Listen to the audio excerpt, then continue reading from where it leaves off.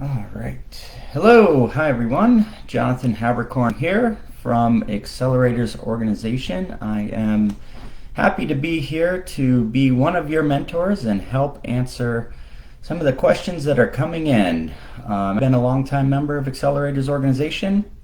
I'm currently graduated from AO and have moved into AO Squared, where we're working on the next level of my business. So all the information I'm going to share with you today is information that I've either gained along the way from the business coaches and mentors who've taught me, or just real world life experience that I've had growing the business as well. So I see that there are new members that are joining pretty regularly here. So I'm just going to do a quick intro in case I haven't met you yet. My name is Jonathan Haberkorn. I'm based in Naples, Florida. I own a company doing enterprise application software. We specialize in helping companies optimize their business. We go in there and look at their systems, their processes, their people operating models, and these are the core and essential pieces that allow a business to operate efficiently and to scale. So that's what we specialize in, mainly in the HR space, but we do automations across the board in all types of tech, especially with the emergence of AI that has come out more recently. And so I've been part of Accelerators Organization since pretty much the inception, been along the journey, and it's been incredible. So happy to share any of the knowledge that I have here. So let's go ahead and jump right in. So the first question that has come in is from Kristen. How many months of operating expenses should I keep on hand? Okay. Business description. I purchased an existing business, have a lot of debt associated with the purchase. I'm lucky that I don't need to pay myself from the business. My personal expenses are all covered by my income. That is great. That's great that you're able to, handle the personal life, but also you're running the business. So the other piece to this is I recognize that there are many factors that come into play with, basically having the right amount of capital on hand to manage the business, right? So the key question is, how much operating expense should I keep on hand? So I've done a little research on this in the past. The way that I approach this is I think about from a SWOT analysis, strengths, weakness, opportunity, and threats. From a threats perspective, all businesses have a potential threat of an economic downturn. Okay, so how long is the average economic downturn, a recession? The stats say that it's 11 months. So what I have done in my business is I keep about a year worth of expenses sitting there. I know that could be a large amount of cash.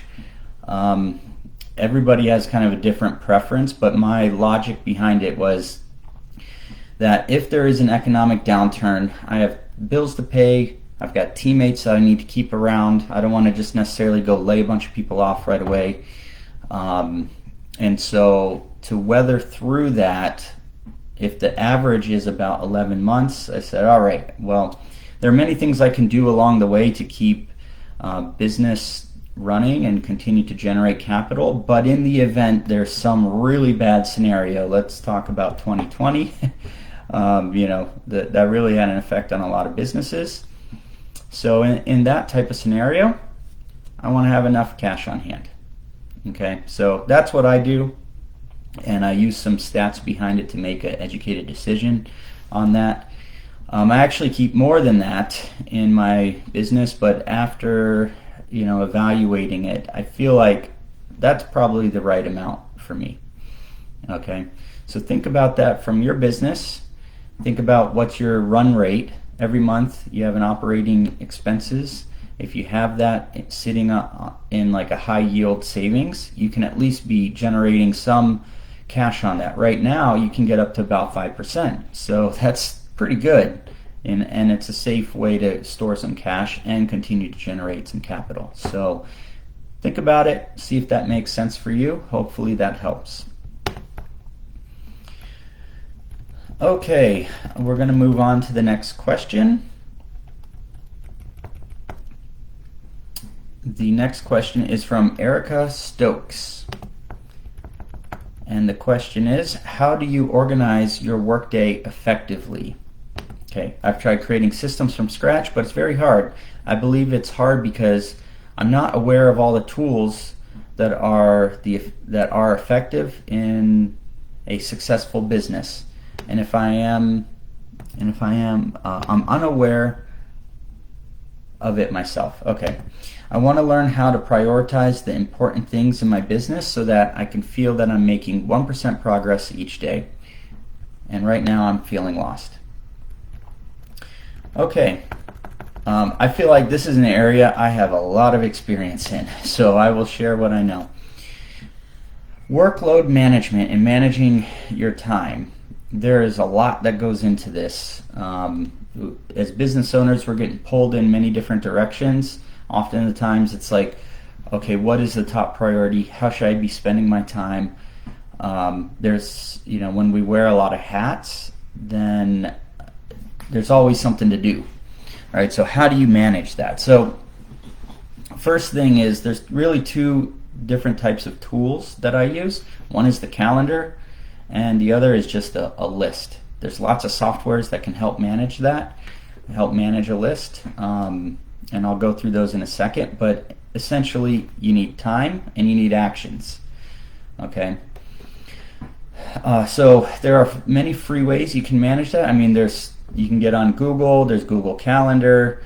If you use Outlook, that's pretty, I think you can actually get a free account there.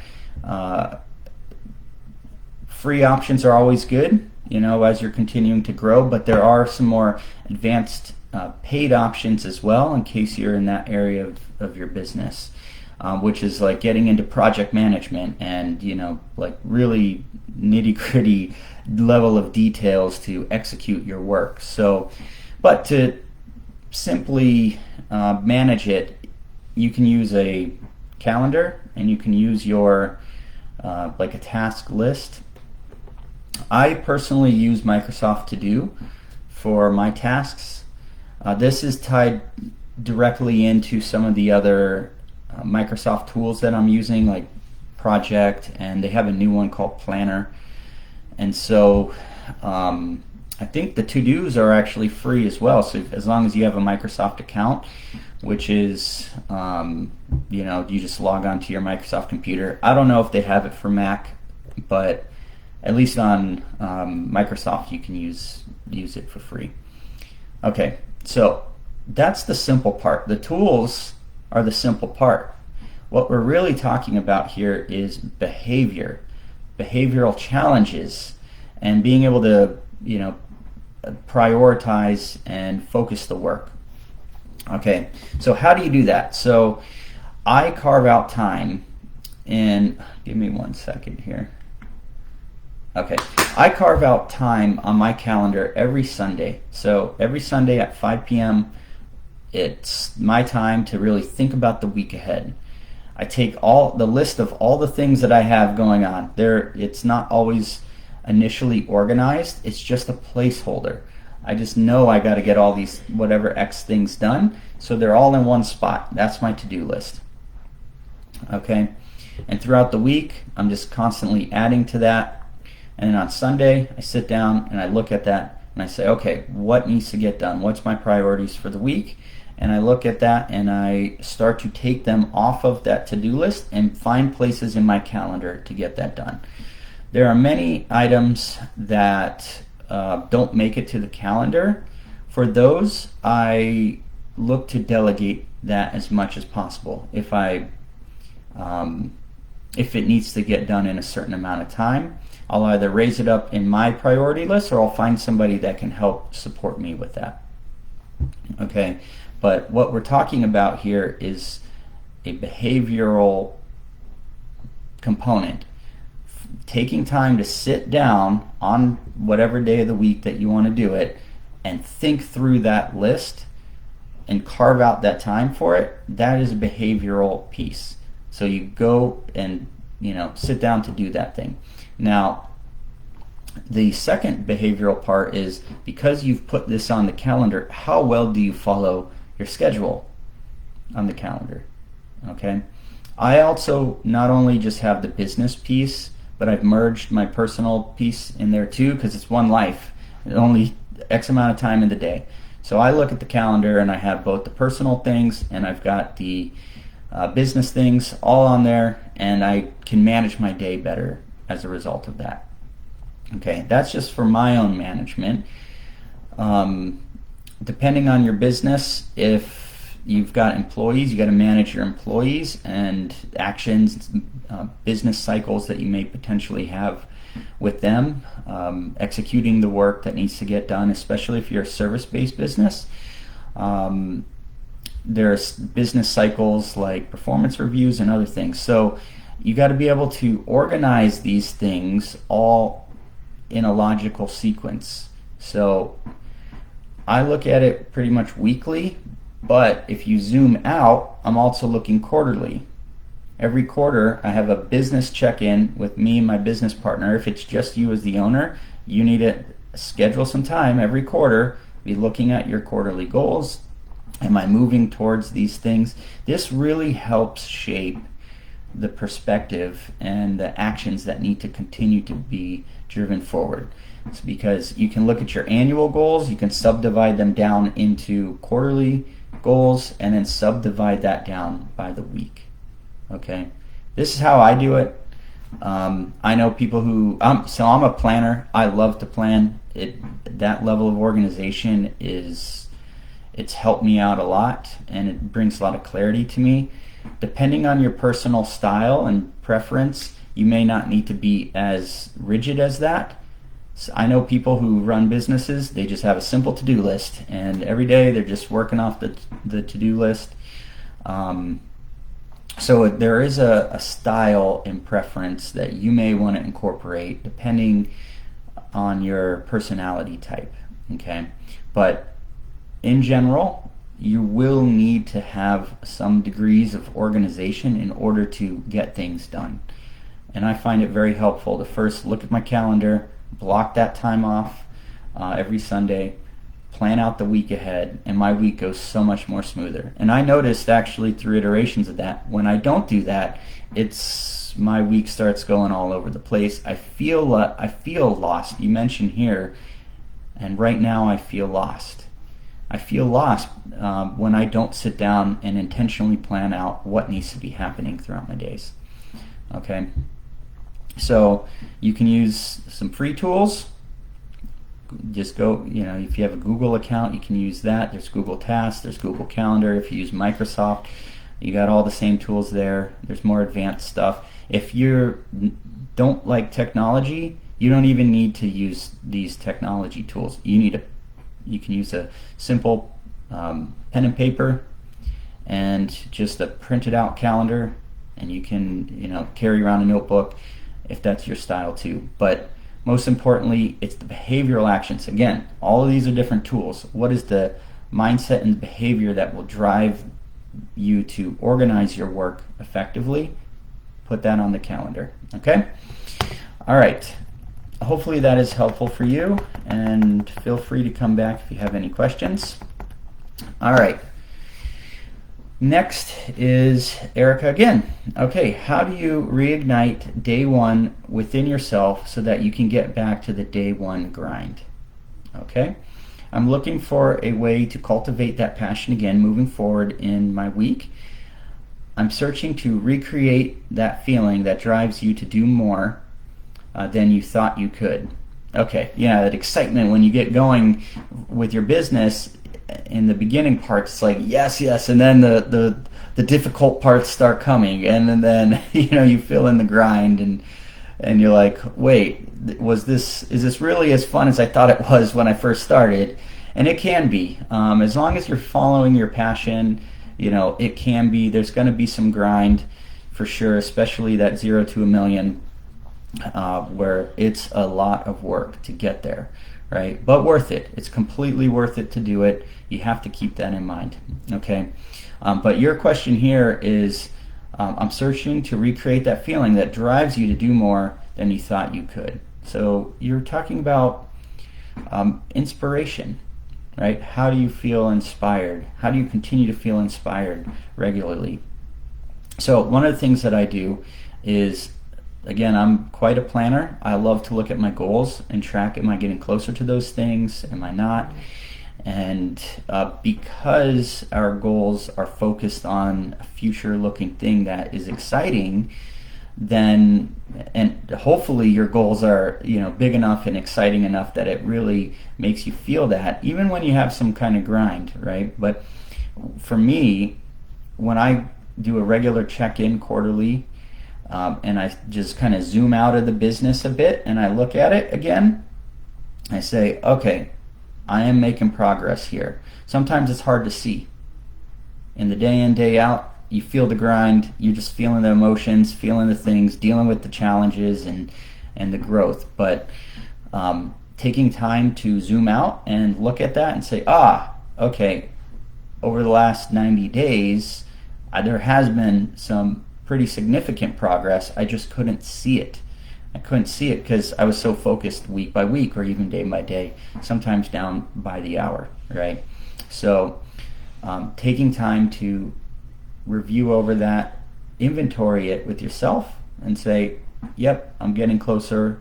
I've made this level of progress. Maybe you're not where you want to be. Maybe you are. I try not to feel too guilty and go down that path. Whenever I'm going through that type of evaluation, I try to look at it a little bit more emotionless and just look at it more objectively and say, all right, these are the facts, this is where it's at, what do I need to do to go forward? Okay, and that inspires me because I know that everything that I've learned or all the progress in the last X amount of days of review every quarter, I know all the things there are learning lessons. Okay, and then that inspires me to make progress in the future. All right, and of course, forward looking, it's not just the next quarter, but even a year out from there, or even if you have larger goals that you're thinking beyond that, hopefully so. That's I call it the North Star. I'm always looking at that. And what the big, they call it BHAG, big, hairy, audacious goal.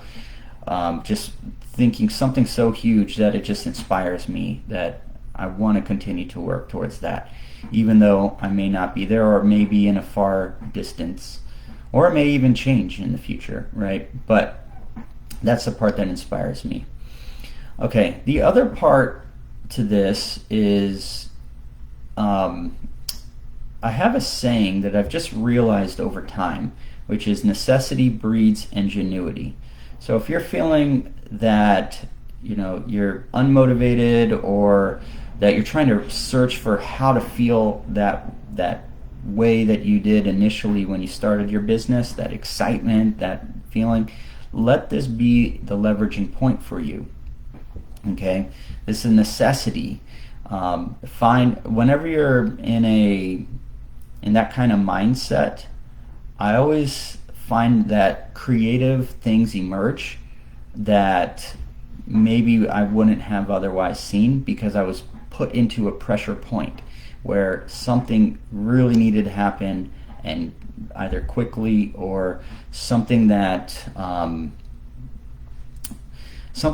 basically just made like a necessity type of scenario, and then some kind of idea emerges out of that, and that gets me excited again, because while you can be going through some stresses, you can let that stress either get to you in negative ways, or you can think creatively through that to say, all right, there's something to be learned here. How can I take those lessons, and what creative thoughts can I get to be able to execute on what my goals are and get there faster? Because when you get that momentum going again, you feel excited. It's the progress. Sometimes for me, it's even as simple as just taking a small bite forward into the next thing, because it just triggers that chain reaction of feeling good again. So necessity breeds ingenuity. I do find that that areas of growth, whenever we're growing in the company, there's things that we don't know, there's things that are difficult, and they become a necessity for us at that point in time to figure it out, right? So you can ask questions here, you can think creatively, carve out time to really think through what are different options, and I find that to be quite inspiring whenever I do that. One last piece. It's more about accountability, this piece. So if you tell other people what your goals are, what I have found, at least for myself and talking to others, whenever you tell other people what your goals are, you have now a level of responsibility for that outcome. And you don't want to let people down. Whenever you're telling people about your goals, that part, you don't want to go back to them at some point. They're going to ask you a question. Hey, how's that goal going? This is accountability. By doing that, you're intentionally putting yourself into an accountability situation where you have to, deliver or look bad that you're not doing that thing. So that is an intentional pressure on yourself, which is actually can be very motivating to drive and get the activities done and get through the grind piece of that back to the inspiration piece. So sometimes I'll use that as a little psychology trick when I know that there's some big things I'm trying to do that yet I have not yet done. So think about that from an accountability standpoint. Tell everyone what your goals are. It puts it out there, and then you psychologically commit to it. Okay? All right, hopefully that is helpful. All right, next question. It looks to be the last question here. Okay, Jennifer, South Hall. Okay, question. I'm considering applying for small business grants to keep my business afloat till it becomes profitable. What is your experience? Is there anything I should be aware of or need to look out for? Okay. Background is I purchased a small art gallery studio that has taken longer than expected to get up and running because the previous owner didn't manage it well. My savings are all gone and now it's running on credit cards. I'm starting to see a money trickle coming in, but not nearly enough to cover the expenses. Ouch. Okay. So first off, I do not have experience with business grants, but I do feel that I can help answer this question. All right. How I would try to tackle this is, while you can get a business grant and that could be helpful, I think the underlying component of this is how do you get immediate sales? You need to bring in money faster, right? You need to be able to sustain the business. And so what I would do to tackle that is make a list and come up with like 20 to 50 different possible ways. Get very creative. I just said a second ago about necessity breeding ingenuity. You are in a necessity situation right now, which now is the time to get creative and really think through how you can turn that ship around and make that, put that on the right path. So the way that I would do it is list out 20 to 50 different possible ways you could start generating revenue on your business store there, the art gallery. I would start talking to all kinds of people, relationships, start pulling on relationships. Marketing, sales is going to be absolutely key here. And obviously, it's going to be difficult in terms of cash expenditure. So there's going to need to be some sweat equity going on here, where you know, if you need to market and you need to get more in the sales, you're going to have to find free ways of being able to do that, which there are. There's lots of social types of platforms that you can get on for free. You can, you know, go through your Rolodex and networking.